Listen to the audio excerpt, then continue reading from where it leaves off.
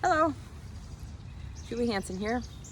Looking and Listening by Petunia Rose, Chapter 1. Chapter 1, God's title, Walk in My Commands. God's word given to me on 7/10/2021. It shall be as I command, for I am the Lord your God. 7/21/2021. It shall be as I command for my people. I have given these commands in days before you, and they are still my commands. Have you not heard this command?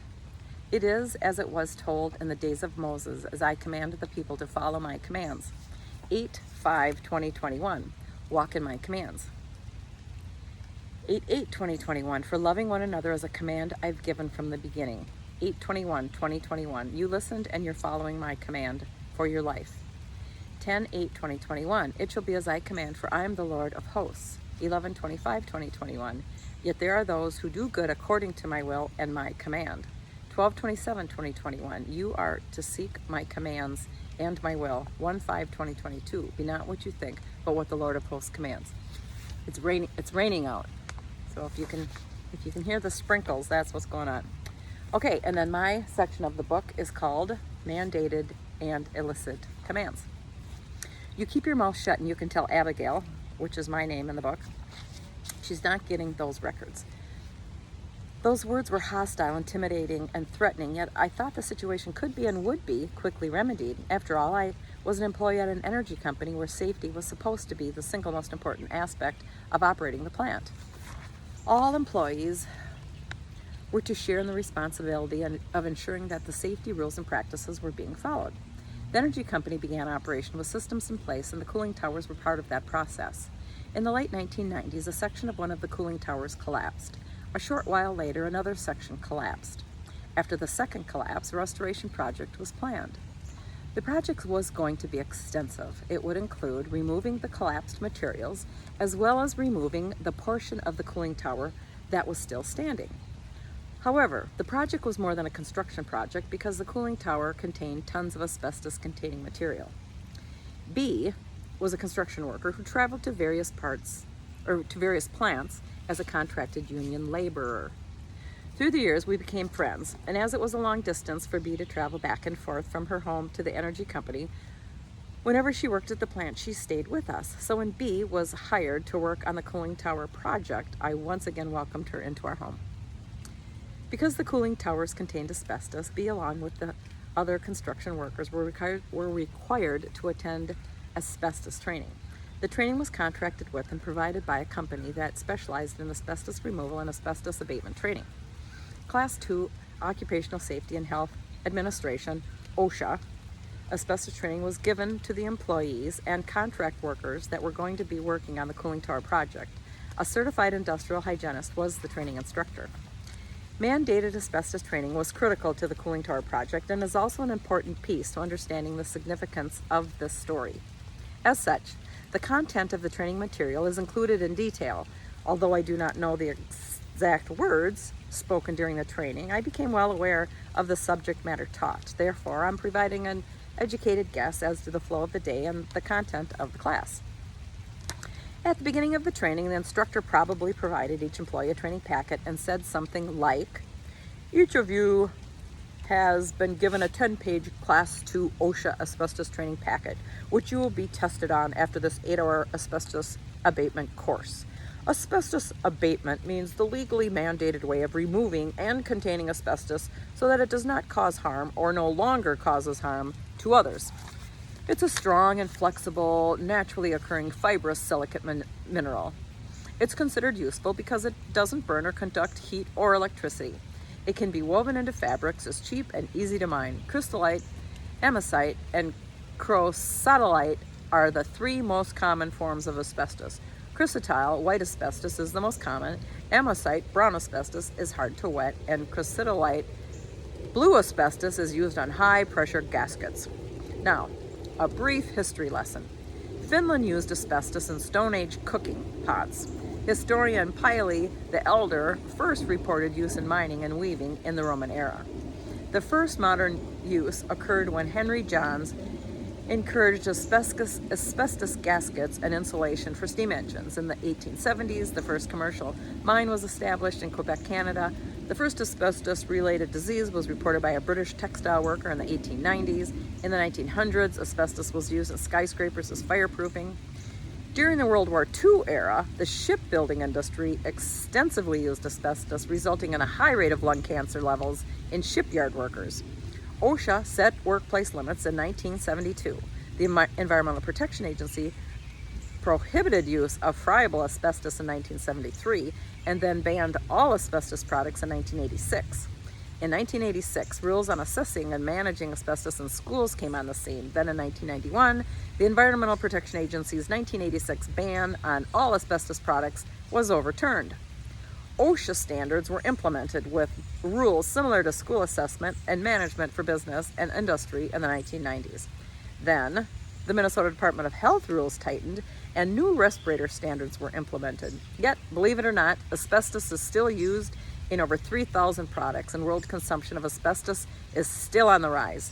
And there are many diseases and health-related issues that are associated with asbestos exposure.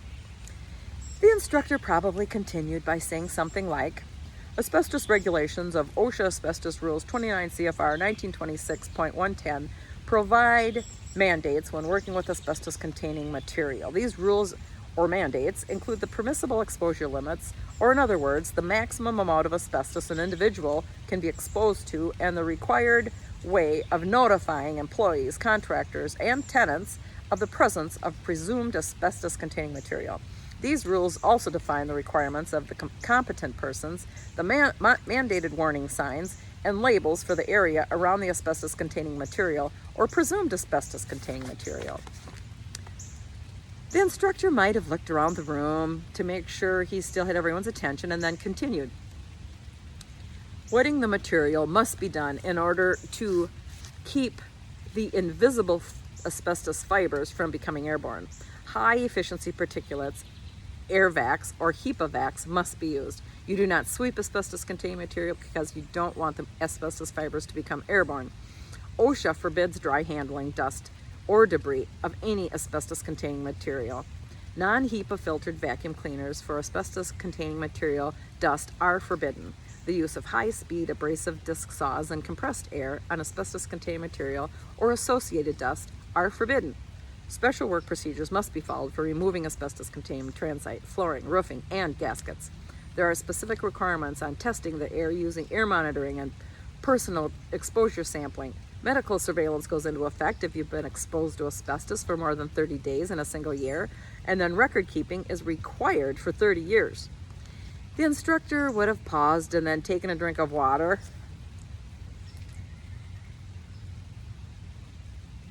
Clever, right? And then asked, does anyone have any questions? No questions would have been asked, so he continued. The Minnesota Department of Health rules will also be included in this training. The Minnesota Department of Health rules specifies the requirements of training and licensing of workers, supervisors, and contractors. Along with requiring proper abatement and monitoring, the state requires a 1% permit fee, and there is a stipulation that the state must be notified of any abatement project that is over 160 square feet, 260 linear feet, 35 cubic feet of friable asbestos-containing material. The state requires a 5-chamber decontamination shower with air monitoring in areas that are adjacent to the abatement, as well as air clearance by optical microscopy. The Environmental Protection Agency National Emission Standards for hazardous air pollutants stipulate when handling asbestos-containing cement, asbestos board, or transite that cutting, abrading, or breaking transite panels is prohibited. Each panel must be sprayed with amended water prior to removal. Panels must be kept intact as much as possible and lowered immediately to the ground if not wrapped or bagged. Wrapped or bagged transite panels must be lowered to the ground after each shift. Removal of nailed panels must be done by carefully unbolting the wetted panels and promptly cleaning up the transite waste and debris. Personal air sampling must be performed to determine personal exposure limits. Along with the 10-page Class 2 OSHA asbestos training packet, you will also find a 40-page attachment of OSHA Regulation Standard 29 CFR, Asbestos 1926.1101, titled Toxic and Hazardous Substances. That standard includes definitions, mandates regarding permissible exposure limits, multi-employer work sites, regulated area, exposure assessments and monitoring, methods of compliance, respiratory protection, protective clothing, hygiene facilities and practices for employees, communication of hazards, housekeeping, medical surveillance, recording, record keeping, and what constitutes a competent person. These asbestos handling regulations are extensive and specific. They are required by law and they must be followed. The instructor probably sounded firm, maybe even stern while delivering that part of the training.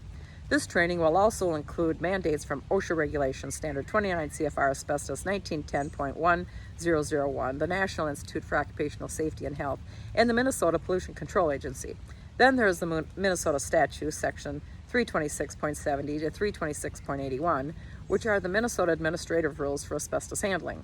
Those rules are many and include the asbestos license, certifications, reporting work, asbestos containment barriers, discrimination, sanctions, contract relations, or use of qualified individuals, certification of asbestos workers, site supervisors and inspectors, asbestos-related work projects, notice, permit insurance, permit fees, posting the work site, records, duties of contracting entity, asbestos inspection and assessment, HEPA filtered negative pressure, removal of asbestos-containing material, and asbestos project design. Minnesota Administrative Rule 4620.3480, asbestos project design, includes abatement and addresses things such as asbestos-containing material enclosure, removal, encapsulation, and repair work practices. Then there's air monitoring, analysis, documentation, and record keeping, respiratory protection, and personal protective equipment and requirements, as well as the disposal of asbestos-containing materials and project waste. The instructor may have paused after possibly saying all of that, then with a serious look on his face, and while looking around the room and making eye contact with everyone, he might have added, proper handling of asbestos is critical. There is a reason why there are federal, state, local, and company rules and mandates in place. It's because proper handling of asbestos is a matter of life and death. It's for the safety of you workers. It's for the safety of your families. And proper handling and disposal is critical for the safety of the community and the environment.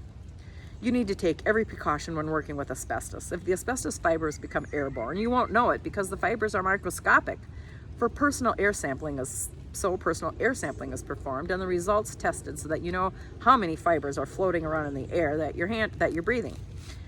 Another rule is the Minnesota Administrative Rule, Part 4620.3585, demolition by destruction to the ground, that states the site must be secured and posted with warning signs that state in uppercase bolded letters, danger, asbestos, cancer and lung disease hazard, authorized personnel only, respirators and protective clothing are required in this area. Asbestos-related health problems occur when the microscopic asbestos fibers become airborne. Once airborne, those fibers can get stuck on clothing, breathed in, and then lodged inside a person's body. Asbestos fibers become airborne when the asbestos-containing material is broken from its original intact state. Proper asbestos handling is critical. Asbestos, if improperly handled, can be deadly. Asbestos can cause a variety of illnesses, which include asbestosis and mesothelioma, although many other asbestos-related diseases do exist. Mesothelioma is a commonly known aggressive form of cancer. Treatments are available, yet for many people with mesothelioma, there is no cure. The most common form of mesothelioma is pleural mesothelioma, which affects the tissue that surrounds the lungs. Signs and symptoms of this horrible disease include chest pain, painful coughing, shortness of breath, unusual lumps of tissue under the skin on the chest, and unexplained weight loss. Peritoneal mesothelioma is mesothelioma occurring in the abdomen. Signs and symptoms include abdominal pain, abdominal swelling, nausea, and unexplained weight loss. Pericardial mesothelioma affects the tissue surrounding the heart, which causes chest pain and breathing difficulty. Mesothelioma of tunica vaginalis affects tissue surrounding the testicles, which may first be detected as a mass or swelling on one or both testicles. There are other symptoms that may occur with an asbestos-related disease, including chest tightness and fingertips and toes that appear wider and rounder than normal, which is called clubbing. The primary risk factor for these diseases is asbestos exposure. However, the asbestos-related illness is not diagnosed once you've been exposed. There is a 10 to 40-year latency period where the disease remains dormant. That means you won't know if any asbestos fibers have infiltrated into your body for 10 to 40 years. Improper handling of asbestos could be life-altering and even life-ending. Asbestos must be handled properly. Handle all asbestos-containing material with extreme caution. It is a toxic material and cancer-causing agent. The instructor may have concluded the introduction to the training by stating, there are many mandates associated with asbestos removal. Please be diligent in listening to my instruction throughout this training session. Remember that you will be tested on your knowledge associated with the rules and regulations of asbestos abatement. Please let me know at any time if you have any questions, concerns, or comments.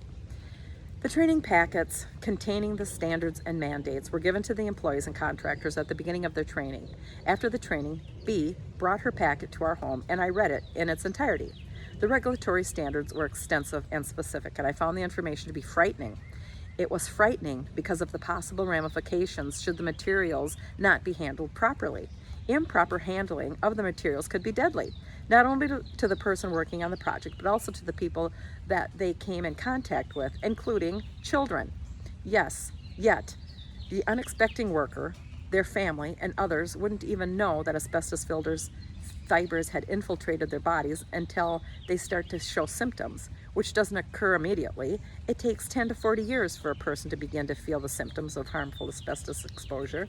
And from the time of toxic exposure, the person affected will unknowingly be living with a ticking time bomb, a disease that slowly and egregiously is wreaking havoc on their body.